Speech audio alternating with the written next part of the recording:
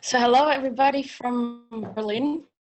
My name is Laura Geiger and I'm happy to talk about the MIRA smartphone app. Actually, it is a MIRA mobile monitoring tool, and as it says, for mobile devices. So it's not just for smartphones, also for other devices as tablets.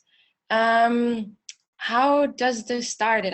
It started in 2012 with a small team from the Eberswalde University for Sustainable Development in Germany.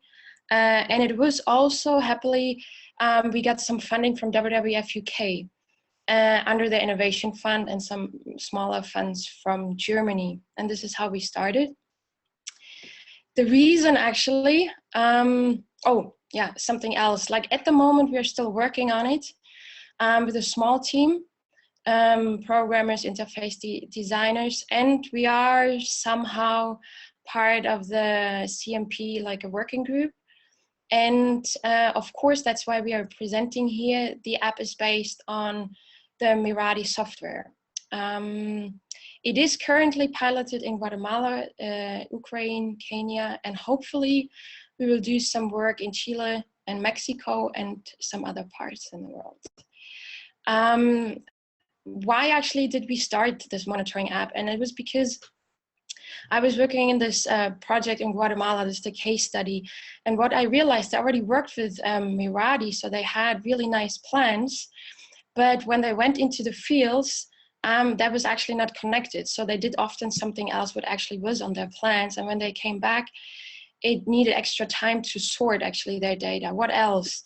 Then they came back with their piles of paper, and this is actually really what I saw. They were flying all over the places. People often didn't have enough time actually to put the data in. So it was really a problem on where to put this stuff, and then also who's actually doing it, because it was very time consuming.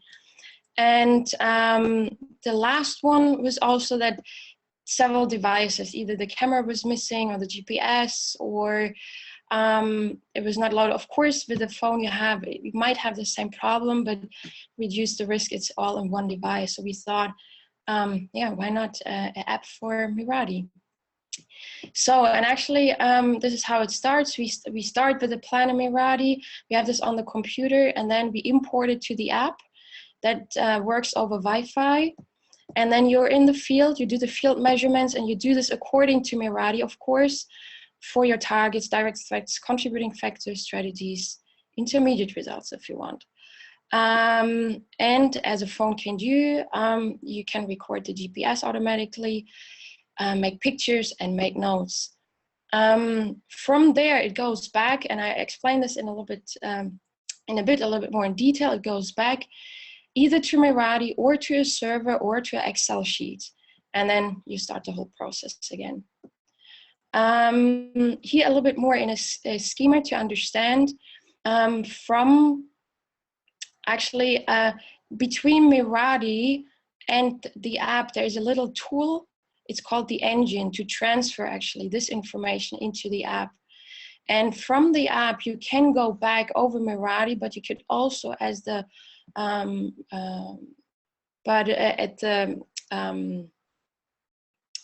the above arrows show, the information can go straight to the server, to the online database. This is the idea. This is, as you hopefully know, how Miradi looks. And this little blue screen here in the middle, this is this little transferring tool, as we call it, the engine, which helps us to actually translate the information from Miradi into the app. Again, since it's by Miradi, we're using the same terminologies and we use the same color code. So the targets, as you see, sea turtles, for example, go on the phone and they're still sea turtles, they're still green. The threats are still red and the strategies are still yellow. This is how it looks.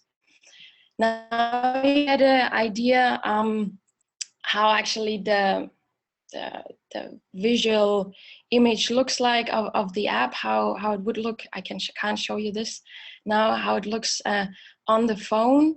And the second actually screen, you see you put a value in. This is already under your indicator list. If we are in this, for example, the indicator is deforested area, then you can put your value. It could be also 2 values in case it is a range. Then you choose a unit. We had to put some extra features in addition to Miradi, because we realized for field purposes we need some extra characteristics or features. So location, as I mentioned before, automatically this is in GPS coordinates. You can change it afterwards in case it wasn't accurate enough. You can also choose your location. We did define this project before to help, because by GPS coordinates that's sometimes a little bit difficult. The data is automatically in, but you can also actually change it afterwards. You have some comments. On the third screen from the smartphone, then you can put some attributes. This is something what we realized is necessary for field measurements. If people say, additionally to the indicator we set for from our planning perspective, we need sometimes extra information as if you're talking about, for example, wildlife conflicts, human-wildlife conflicts actually, then it's not only necessary how many events we had, maybe it's also necessary to know how much farmland was destroyed, what kind of tools maybe the farmers used before for protection or not, how many animals are injured, how many people were injured. So these are extra information maybe a planning team not necessarily wants to know, but on the field level,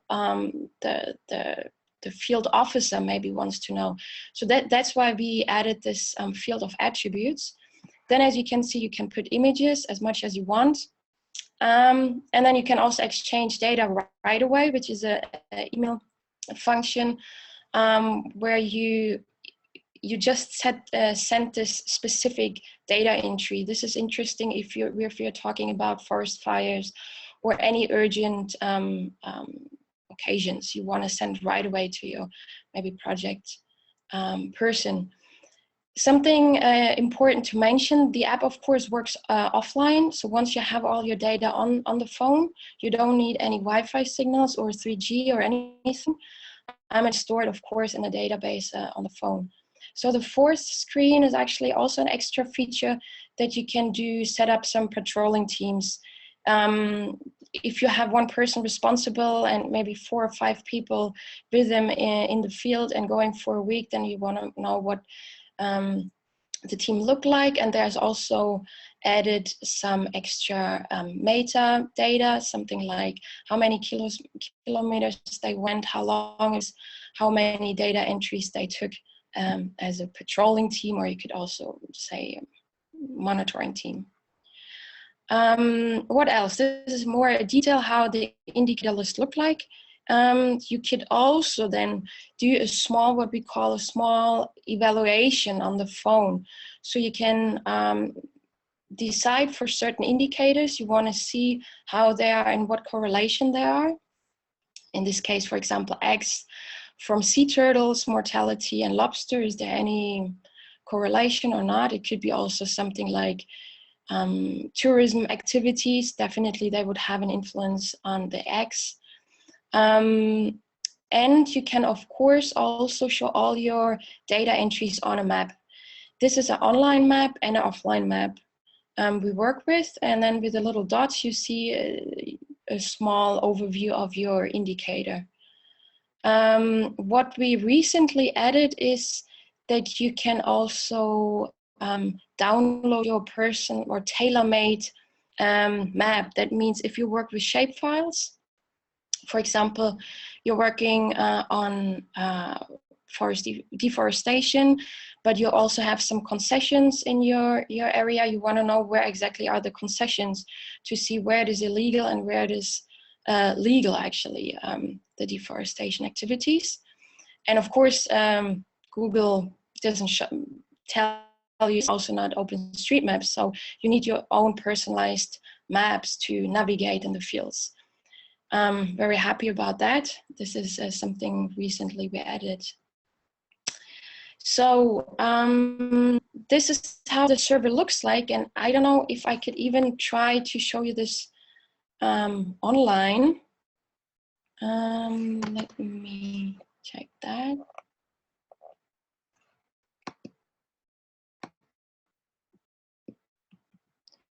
Yeah, so this is the server, how it looks online. And as you see, it doesn't look that nice. We can still put some work, some graphical work into it, but so far we just did the programming work. You see here. We still see your PowerPoint presentation. Oh, okay. So then let me do this for a second because they asked me what I wanted to share.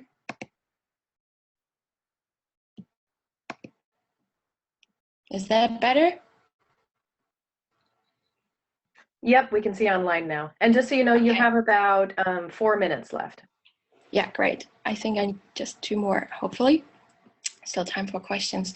So as you see on the right side here, it's the same logic, the same color code. And it looks pretty simple. It's just a list to somehow simulate also Excel. People are very familiar with Excel. And on the right side here, you see, just move it a little bit. You have here the team members, you have the organizations, because we realized sometimes it's important if you work with citizen science, like certain communities and groups, you wanted to know afterwards actually how valuable is your information. Like, is it from a university? Is it coming from different groups? Since we already worked with the app with different groups and we need differentiation.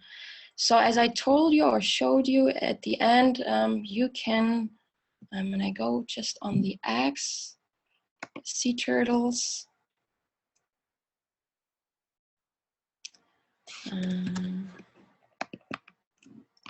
Again. Sea turtles, and then you see here are the pictures. There's actually a real case in Kenya and Lamu, and I can show this on a map. I have here extra information on that. And of course, if I've chosen more indicators, they would also, I would see more indicators. At the moment, I only see eggs in one nest and the successful hatchling with another one. So this is one feature.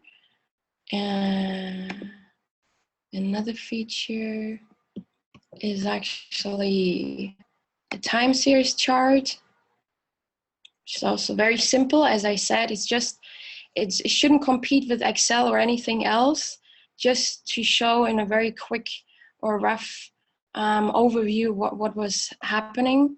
And the last thing the server can do, these are actually the main features, is also exported as an Excel file. And if I do that, it's German, I say, yeah, please open it.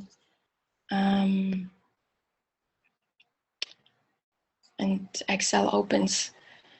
So I think in the future that it's a pretty strong tool. The server can be used for much more things. You can also put in information manually if you didn't collect them over the phone.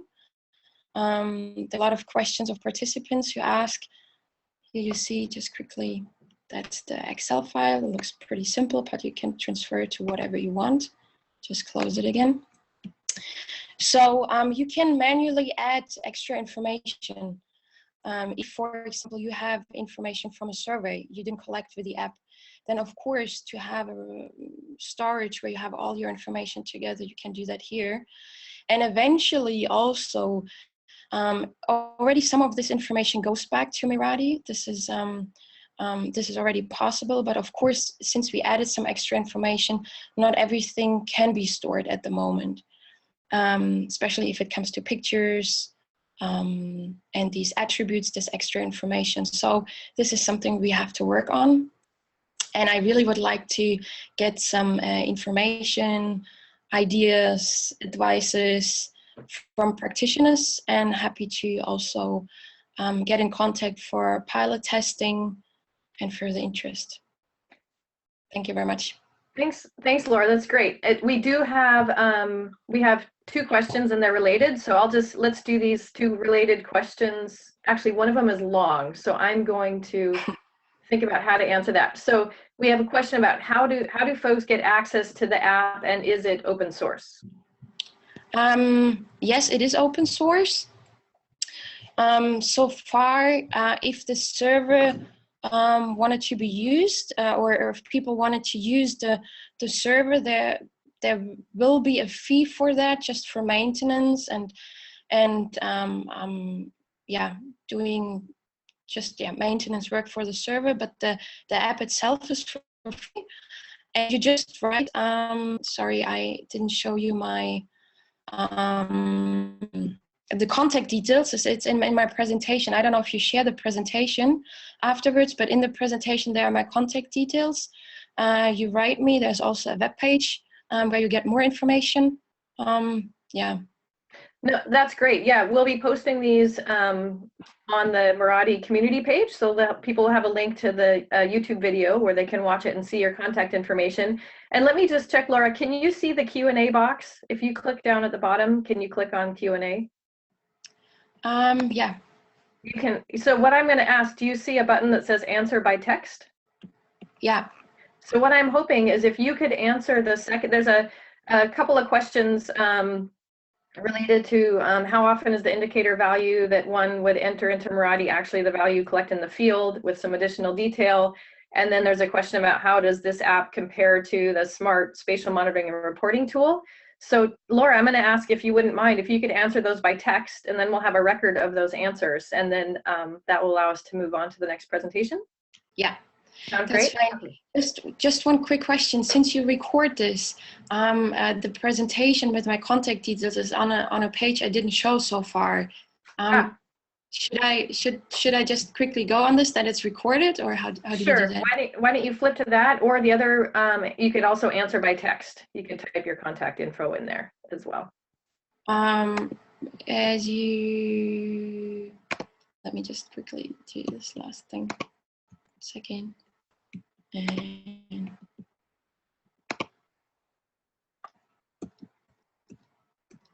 I had some more slides, but we can answer this another time without change. And then that's my contact details. So